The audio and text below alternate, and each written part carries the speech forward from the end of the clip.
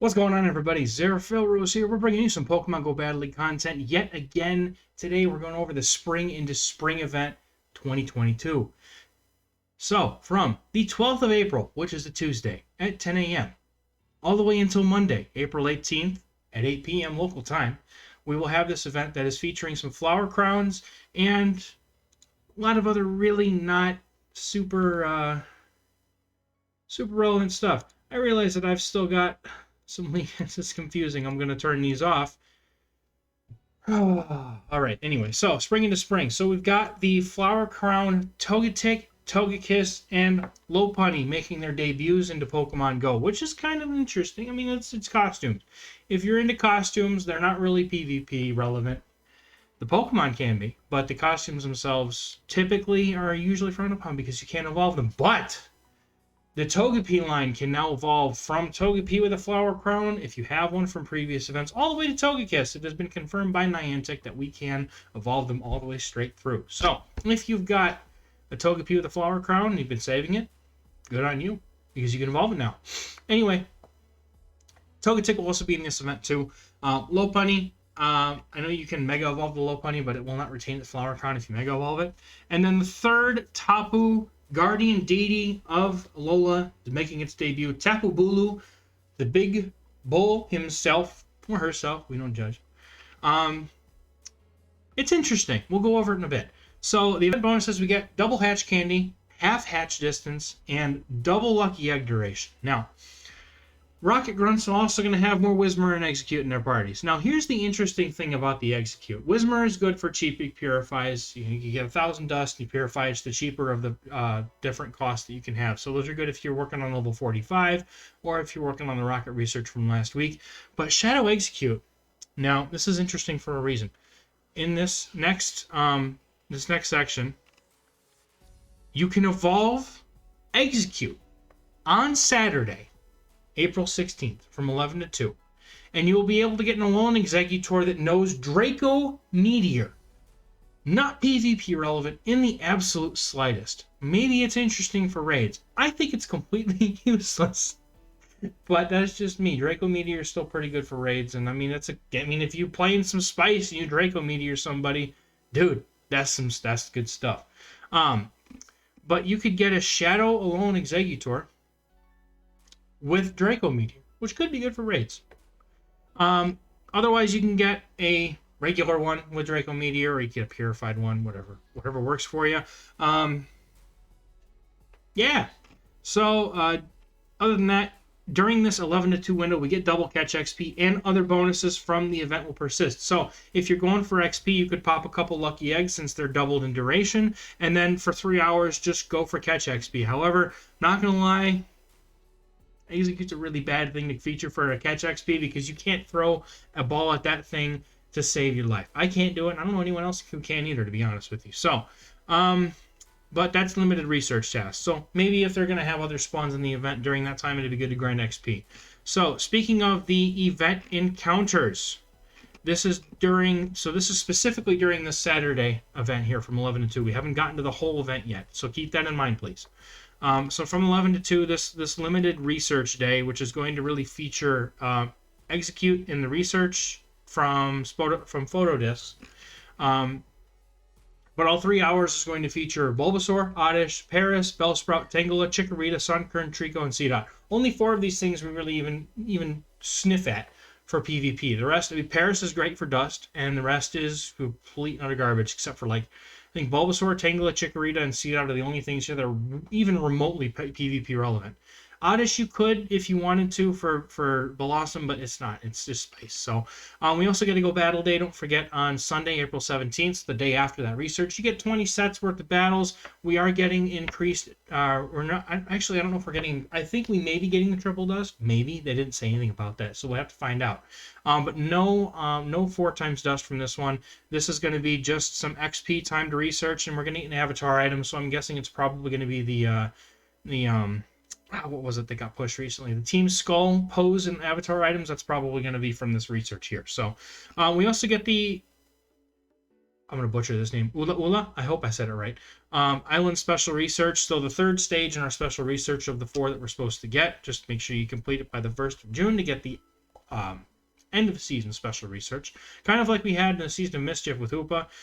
So there's probably going to be something interesting at the end of that. So the wild encounters for the overall event, for the 6 days or so that we're getting Pikachu with Flower Crown, Eevee with a Flower Crown, Baneri with a Flower Crown, and then we get both Nidorans, Jigglypuff, Whismur, and Bunnelby. And then if you're lucky, you might get Chansey or Togetic wearing a Flower Crown. So a few things here that are PvP relevant. Especially if you're still working on your roster. Nidoran female is one of the top things on this list for Nidoqueen. It's going to be relevant for everything, and if you've got a Shadow, that's better. But regular Nidoqueen works in Ultra and Great League as well. Jigglypuff, if you haven't quite gotten a Wigglytuff, it's a very cheap thing to make. Charming. It's a very cheap charmer to make, so it's not, it's not a bad investment. Eevee, you can evolve it with the Flower Crown already, so you can get an Umbreon if you catch a good one with a Flower Crown. This is a very interesting thing. I would like to have one. I have not gotten an Eevee with a Flower Crown yet. I have not been playing for that long to be able to evolve one. But anyway, they're back this year, which is great. And the Bunnelby is also, Diggersby XL is one of the prime focuses of XLs to go for in the Great League as far as like limited cups, so that's going to be good to work on if you don't already have it. God, this glare on my glasses is ridiculous, dude. Chansey, if you really want to be that person, I say it every time Chansey's in an event. And then Togetic, because Togekiss is relevant in pretty much all 3 leagues, but not so much Great League as much, but really mostly Ultra and really Master League is where it shines. So get a Hundo Togetic with a Flower Crown, and that's you be balling all over folks in Master League. The egg pool is getting a little bit of a shake-up, at least for this event. In the 2K eggs, we're going to get the Pichu, Igglybuff, Azurill, and Munchlax. Munchlax being one of the prime focuses here if you don't have one yet for your Great League roster. And this is in the 1-star category, or the 1-egg category. So the most common ones. The next tier down, you're going to get Happiny, Togepi wearing Flower Crowns, and Execute. And then on the 3-egg tier, you get Chingling and Riolu. Chingling is like, what the heck is this doing here? Riolu is interesting, though, because if you want to get a shiny or one for PvP, this is a good place to get them. Plus the candy, plus the distance and hatching, you might get lucky. You might get one. That's great. 5-star raids, Tapu, Bulu. There's nothing else in the raid pool that's going to jump out at me, at least until they tell us what all the raids are going to be. So at the moment, I got nothing. We got the Flower Crownies in the field research tasks, so really just going for Eevee, and if you want, you can go for Chansey. Probably better chances at a Hundo Chansey from the research than anywhere else. And then there is a collection challenge to get us, hold up, 2,000 XP, 2,000 Stardust, and an encounter with a Togetic and a Flower Crown. Oh man, I've been waiting for this my whole life. Alright, and then we get stickers. Awesome. So let's go ahead and just talk about these wild spawns for a minute, right? So here's the rank 1s and all the fun, juicy information that you could possibly ask for. So first up was Nidoran female. If you want a Great League Nidoqueen, 01512 is your rank 1. A Hundo for Ultra League Premier Cup, and then you've got the 01415 for the rank 1 XL in the Open Ultra League with XL Candy. Jigglypuff does not need XL Candy to be in the Great League. That is entirely my my oversight there. 01512 is your rank 1 Wigglytuff for the Great League, and if you want to get one for the Ultra League and you got a Hundo, it's the best answer to Giratina that I can possibly think of. So that's about it, though. That's really all it's going to be there for. It doesn't even hit like 2200 CP. It's really bad. Eevee, I only put the Umbreon here because I don't really need, Sylveon, but I can't even think right now. Sylveon's really about the only thing that is otherwise relevant. And if you want to get it with a Flower Crown, great.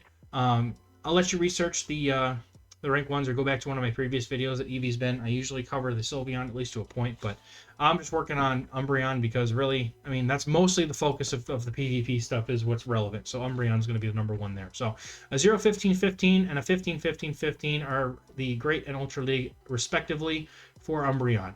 Bunnelby, you want the Diggersby in Great League and it can't hit anything else. So if you want the non-XL version, you want a Hundo.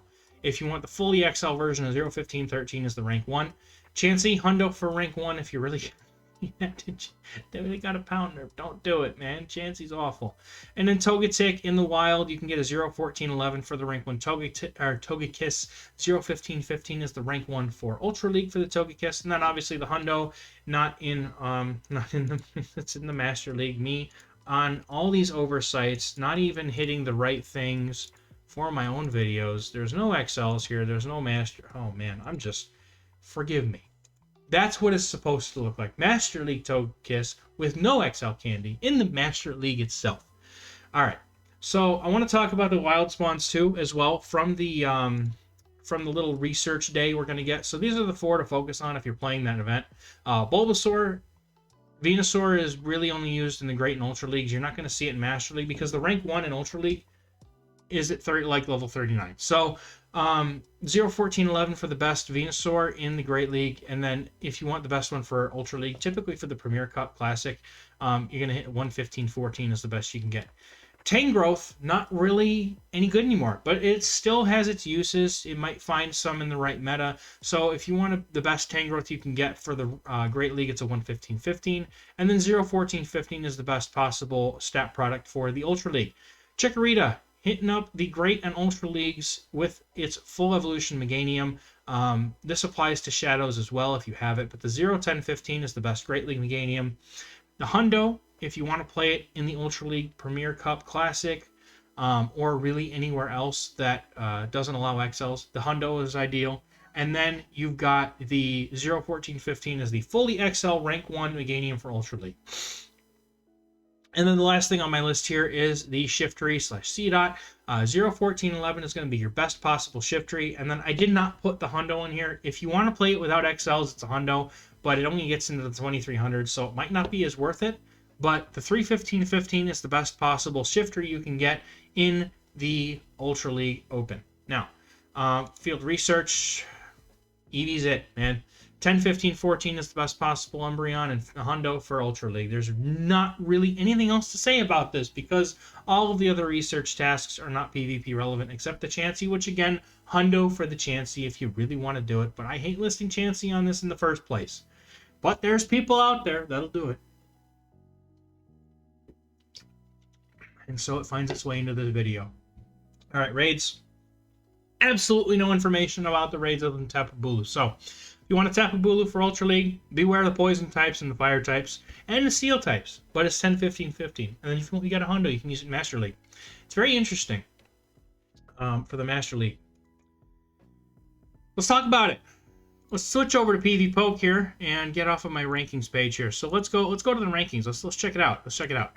All right, so what's going on with Tapu Bulu? So in the Ultra League, Tapu Bulu, probably garbage, but we're gonna look at it anyway. But we're not, because it's not here yet. All right. Well, I got another idea. So we can check it out. I have no way, obviously, of I have absolutely no way of guaranteeing the matchups and everything, so we'll just kind of talk about the typing and moveset. Also, everything you're about to see from this point onward is completely data mined and is subject to change. So hopefully they don't change it at the last minute like they've changed literally everything else lately. But let's go check out Tapu Bulu for a minute here. Let's see, GM Explorer. And this is a really quick how to use the Pokemoners website if you're looking for a data mined Pokemon. Tapu Bulu. So here we got Tapu Bulu. Look at this. Look at this. Yeah. All right. The Bullet Seed and Rock Smash. Bullet Seed being a fast move is interesting. I love things with energy gain, so that's not bad. Grass Knot, Dazzling Gleam, Mega Horn, and Solar Beam. So you've got the grass coverage easy, and you got the fairy coverage easy. But Mega Horn's in there is a very, very interesting move. And the reason why I think this thing might be okay in Master League is because the grass types are very rare. You really only have Zarude, and Florzus, if you count it, it's not really grass type. It's just a fairy type, but it has Vine Whip, so that's really about all you got. Excuse me. So, yeah, I mean, this thing could be relevant because there's no poison types up in the Master League, but you do have to deal with Dialga. So, having Bullet Seed, and then you have Dazzling Gleam, even Mega Horn, those things will net you some opportunity, but being that it's weak to Steel, I don't see this thing overcoming Dialga. I really don't. It's just too...